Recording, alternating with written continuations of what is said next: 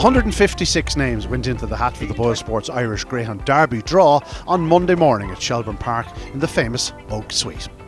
26 heats in all, 13 over Friday, 13 over Saturday. Now it's just time to look forward to the racing itself.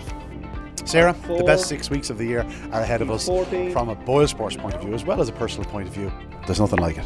Oh, there's nothing like it. This is my favourite time of year, and every greyhound enthusiast in the world, all eyes will be on the BoyleSports Irish Greyhound Derby. Tremendous entry list, as we've just seen in the draw there. 26 mouth-watering heats, 13 on Friday, 13 on Saturday. We just can't wait. It's 12 to 1 the field still in. Balnabola Ed and Coolavani Hoffa are battling for favouritism at 12s. Coolavani Hoffa, we just can't stop laying bets on him. He's so popular in the betting for Michael J. O'Donovan, who has a very exciting kennel this year, as we know. But just to touch on some major movers, I was talking to Damien Lonigan this morning. Mustang Jet, I think he trialled here, you reported on it the other day. He's been cut gradually from 33s, 25s, he's now 20. There is still a lot of support coming from him. Damo reckons he'll go even shorter before the Derby starts. Then we have the likes of Coolavani Hoffa, as I mentioned, 12 to 1 from 14 to 1. Singalong Sally, who's again in against her kennel companion Balnabola Ed. She's been trimmed into 50 to 1 from 66 to 1. Just gradually people just sticking their fivers and tenors on. You know, she obviously was runner-up last year. They're hoping she can go one place better. Vincenzo, what a superstar. Like, he's been gradually cut as well into 33s, 25s, 20s. He's now 16. He was the Shelbourne champion winner here. He was absolutely tremendous. He is a dark dog. He's one to keep an eye on. And then we have good CODY, who I know you really like as well. He's 16 to 1 in the betting. And he's a different dog this year. He's improving all the time. And as Damon Lonigan said, he reckons he'll even stay 5'7", 5". And it's hard to say that he was a sprinter last year. And he's a different dog this year. So he's one to keep an eye on in the betting as well. But other than that, it's just the same. The explosive boys, you have your 2 in a row, Rafa Mofo, they're all being backed gradually, bit by bit. There's support coming, it's well spread across the market, but we just can't wait for it all to kick off now on Friday. The beauty of it is that the markets will be reactionary. You're going to be pricing up all the heats, but if a dog runs badly or if a dog doesn't shine, or its price will obviously drift and, you know, ahead of the second round, third round, fourth round, whatever. There's so much water to go under the bridge, but you'll have to be on top of it. We will. Thankfully, that's not my job. That's Damien Lonigan. He's absolutely brilliant. We'd be lost without him. He has a very important job now, and he's going to be busy today because he's going to be pricing up the 26 heats. So that's a massive task. You know, it takes, as they say, a little village to run an event like this. As you can see, everyone here today behind the cameras, at home, doing all the social media work, pricing, even the people at home getting their dogs ready. It's just such a massive event that they're getting the track ready. You know, everything has to be perfect for this event, and it always is. So we're super excited. But yeah, and also we'll have a load of specials priced up as well. Top bitch, top trainer.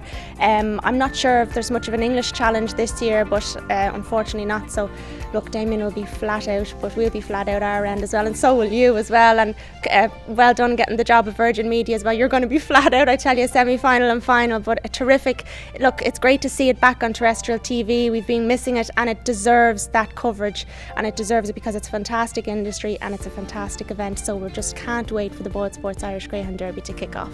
All roads lead to September 24th. Now, Sarah, what's going to win it? Do you know what?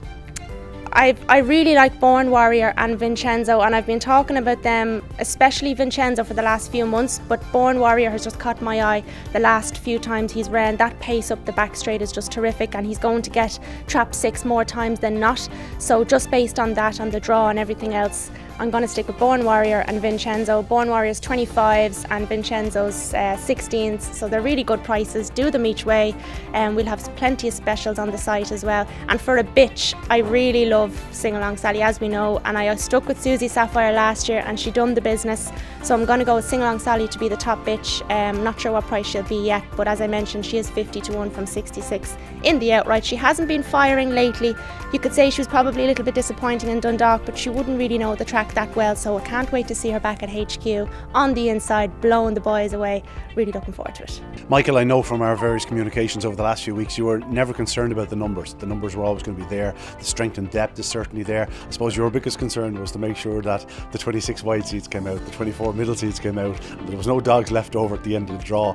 Everything went perfect as always. Yeah, no, everything went well, thank God. I have one ear on you and one eye on the box, so look, thank God everything went out well, and the draw seems fairly even there. I think everyone can be fairly happy enough with the way the draw went. From an outsider's point of view, someone that doesn't have an involvement in terms of a dog in the Derby, it's one to look forward to. There's real strength and depth.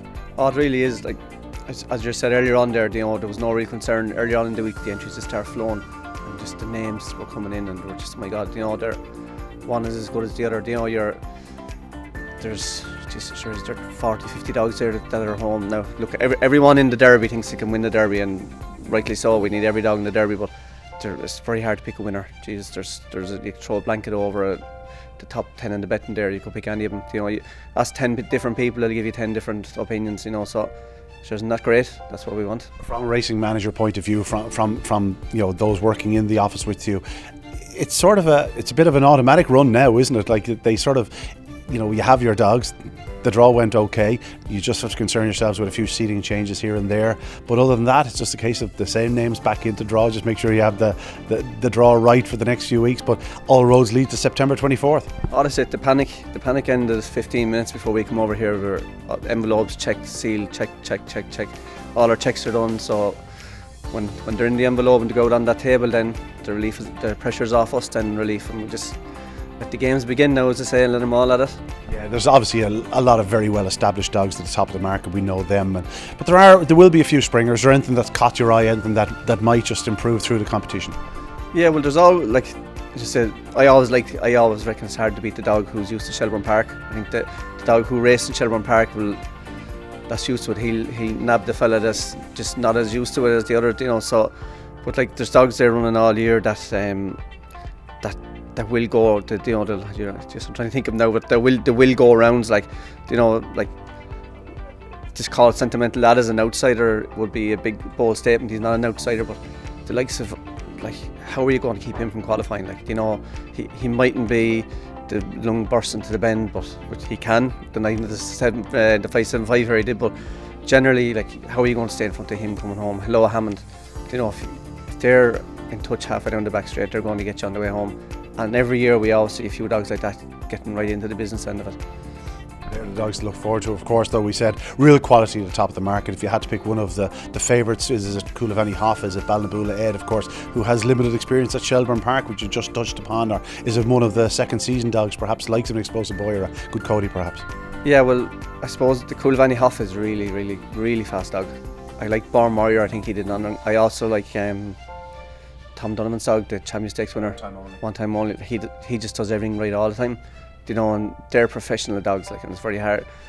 They need to make a mistake, I think, for someone to capitalise against them.